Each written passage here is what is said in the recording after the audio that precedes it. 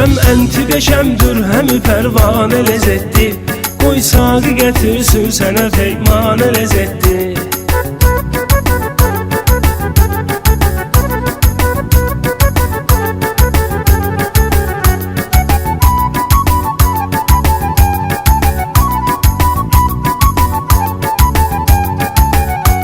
Göz yaşımı tökdükcə gözümdən selə döndər. Sən yaxşı bilirsən, elə döndər, belə döndər. Ya Rəbb məni ahəstə həzin bir yelə döndər.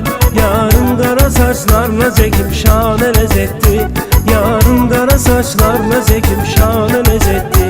Şəm ənti qəşəmdir, həmi pərvanə ləzzətli. Qoy sağı gətirsin sənə peymanə ləzzətli. Şəm ənti qəşəmdir, həmi pərvanə ləzzətli. Qoy sağı gətirsin sənə peymanə ləzzətli.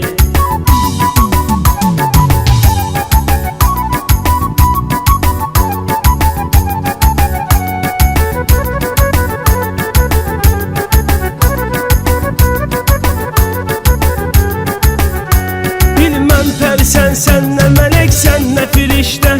Hikmət böyük Allahda, xeyir vardı hər işdə. Allah səni rüyada qonaq etsə behişdə. Heç vaxtı deməsən ki bu dünya nə ləzzətli. Heç vaxtı deməsən ki bu dünya nə ləzzətli. Şəm ənti qəşəmdir, həmi pərvanə ləzzətli. Qoy sağı gətirsin sənə peymanə ləzzətli. Şəm ənti qəşəmdir, həmi pərvanə ləzzətli. Qoy sağı gətirsin sənə peymanə ləzzətli.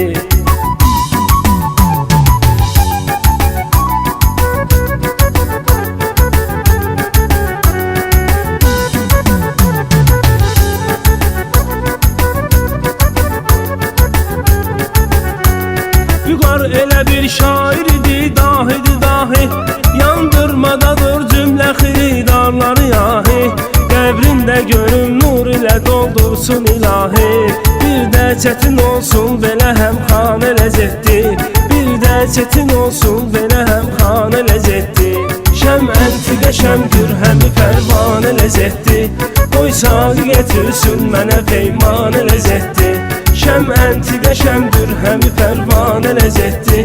Qoy sağı gətirsin mənə peymanə ləzzətli.